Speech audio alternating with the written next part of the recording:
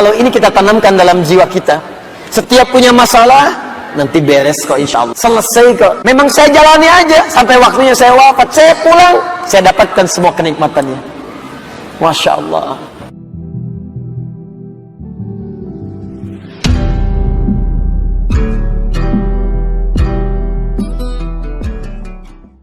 Allah bersumpah lagi.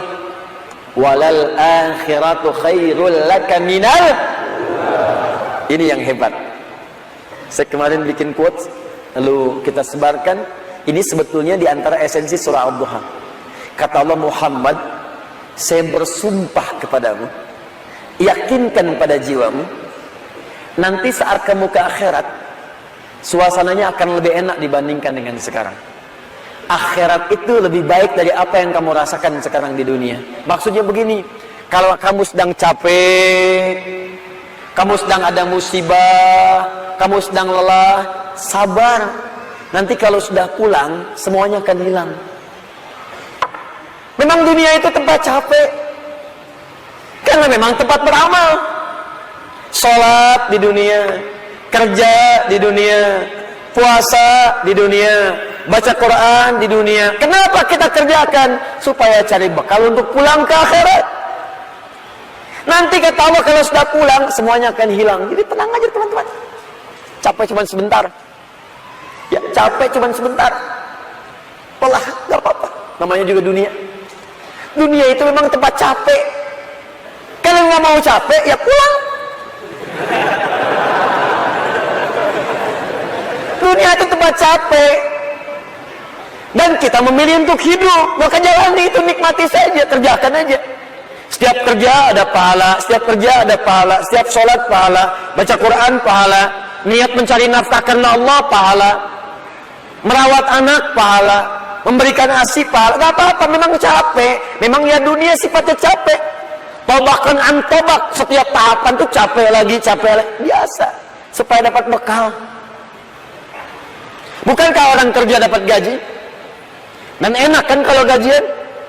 Dan kalau sudah dapat gaji, lupa kan 29 hari ke belakang?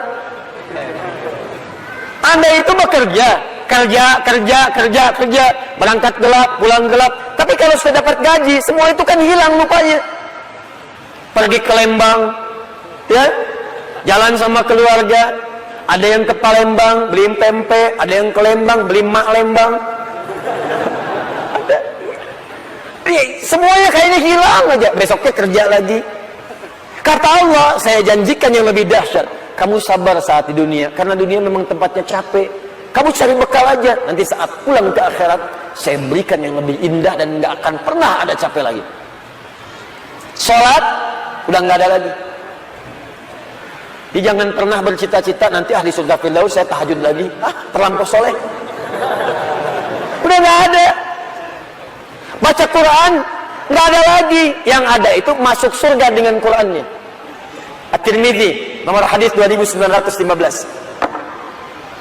Dipakaikan di atasnya mahkota, dipakaikan di badannya jubah kehormatan, dipakaikan di tangannya gelang-gelang emas, pakaiannya sutra. Quran surah ke-35 ayat ke-33. Jannatu adnin yadkhulunaha yuhallawna fiha min asawir, ya, min dhahabin wa lu'lu'a wa libasuhum fiha harir. Ahli Quran mau masuk ke surga pakai jubah, pakai mahkota, emas, sutra, semua naik. Apa yang terjadi? Dimintakan membaca Quran yang dia biasa bacakan saat di dunia. Jadi setiap dia baca, naik. Iqra wartaqi fa inna akhira qira'atika akhir manzilatika. Baca Quran yang biasa engkau bacakan saat di dunia. Nanti akhir bacaanmu, di situ tempat tinggalmu di surga. Dan berita baiknya, dia bisa menggandeng bapaknya, ibunya, suaminya, istrinya, anak-anak, cucu ikut di belakang semua. Kalau mereka orang yang beriman dan soleh di hadapan Allah Subhanahu wa Ta'ala, dipimpin oleh ahli Quran, naik ke surga. Dia bacakan sampai minal jinnati wan nas, puncak surga yang paling tinggi. Begitu nyampe di situ, dikunjungi oleh semua malaikat dari 8 pintu surga. Itu ada di Quran surah 13 ayat ke-24. Wal malaikatu yadkhuluna alaihim min kulli bab. Dan malaikat semua mengunjungi dia dari semua pintu, mengucapkan salam. Lihat kalimat pertamanya, salamun alaikum bima sabartum. Selamat ya, saat di dunia kamu sabar cari bekal, sabar capek, sabar mengeja huruf dari Iqra, sabar menghafal sampai ada yang mencela. Sabar, orang lain ngejar dunia, Anda ngejar akhirat, sabar. Orang lain cari ini, luaskan rumah, tambah mobil, tambah kendaraan, meninggal tadi bawa. Anda sabar. Insya Allah.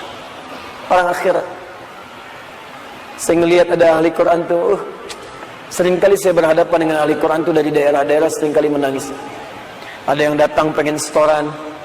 Anda bisa kebayang nggak, suaminya pekerja mungkin kasar, orang sebutnya kuli, istrinya ngambilin kayu bakar, kadang ke sawah. Anaknya bahkan ada yang masih kemudian kecil-kecil. Tapi kalau Anda berkunjung ke rumahnya, semua makanan dihidangkan yang mampu dia suguhkan. Lalu keluar kalimat alhamdulillah, abi kalau bekerja dapat uang banyak sekali, 500.000 sebulan, 500.000 banyak sekali, syukur. Ternyata perempuan itu sudah punya sanad hafalan Quran 7 qiraat. Lelakinya hafal Quran, anaknya hafid semua, anaknya penghafal Quran semua. Anda ada di mana? Itu perlombaan, sabar, naik sampai ke atas. Jadi kalau sekarang sedang capek, nikmati, sabar. Besok kalau meninggal, nggak ada capek lagi. Dan panggilannya sudah tenang kita, karena kerja kita selesai. Mirip begini, ada berita besok gajian, tenang kan? Malam tidur enak kan? Orang yang punya bekal itu, dia sabar itu, nanti di akhir sakaratul mautnya, dia tampakkan semua hasil pekerjaannya, sampai hatinya merasa tenang. Jadi nggak terasa, tidur aja. Ya Tuhan nafsul mutmainnah, ditarik, tenang, tidur aja, selesai. Tinggal dia jumpai Allah di akhirat, nanti mendapatkan hasil dari apa yang dia kerjakan. Makanya kata Allah, kalau sedang sholat terasa capek, apa jawabannya? Sabar ya, walal akhiratu khairul laka minal ula. Nanti di akhirat nggak ada tahajud lagi. Kalau sedang menghafal Quran capek, sabar ya, nanti di akhirat nggak ada menghafal lagi. Abadi sifatnya, wafat selesai hafalan itu. Kalau sedang kena musibah, sabar ya, sabar. Jalani dulu, zikir kepada Allah supaya dapat pahala. Nanti setelah meninggal nggak ada masalah lagi, tenang. Nanti pulang selesai semua. Jadi kalau ini kita tanamkan dalam jiwa kita, setiap punya masalah, nanti beres kok insya Allah. Selesai kok. Memang saya jalani aja, sampai waktunya saya wafat, saya pulang, saya dapatkan semua kenikmatannya. Masya Allah. Ustaz beneran? Benar. Surganya banyak? Banyak Ustaz. Alhamdulillah. Tapi Ustaz, kalau di surga pengen ngerokok, bisa enggak? Ya kalau bisa silakan, ambil apinya di neraka misalnya. Nikmat, sudah selesai. Kemudian apa yang terjadi? Wala saufa yu'tika rabbuka fatarda. Ini yang paling dahsyat. Nanti di akhirat kata Allah, kalau kamu sabar saat di dunia sekarang, Bu, Pak, sabar tahajud, sabar merawat anak, sabar sekolahkan mereka ke pesantren, sabar talaki Al-Quran, sabar berjamaah ke masjid, Anda kerja di pemerintahan, kerja jadi pegawai, ada yang berdagang, ada yang bisnis, sabar. Waktunya sholat, sholat. Waktunya zakat, zakat, sabar. Nanti kata Allah, saat pulang ke akhirat, wala saufa yu'tika rabbuka fatarda. Saya akan berikan semua yang kamu inginkan sampai puas. Kaidah nikmat itu, kaidah nikmat, semua bicara termasuk dalam Al-Quran selama hidup di dunia. Kaidah nikmat itu gak ada yang pernah puas. Saya ulang ya, nikmat itu gak ada yang pernah puas. Contoh, punya sepeda nikmat bukan? Punya motor nikmat tidak? Punya mobil nikmat tidak? Pertanyaan saya, ketika Anda dapat sepeda, apakah merasa cukup dengan sepeda? Kalau sudah dapat sepeda, pengen apa? Sudah dapat motor, pengen apa? Sudah punya mobil, pengen apa? Pesawat. Garasi nggak punya. Nerbangin nggak bisa, masih pengen. Belum menikah pengen apa? Menikah. Sudah menikah pengen apa? Punya anak. Sudah punya anak pengen apa? Pengen cucu. Semua terus, jadi nggak ada puasnya. Nikmat itu terus pengen. Nanti di akhirat, kata Allah, nanti di akhirat saya akan berikan kepadamu sampai kamu puas.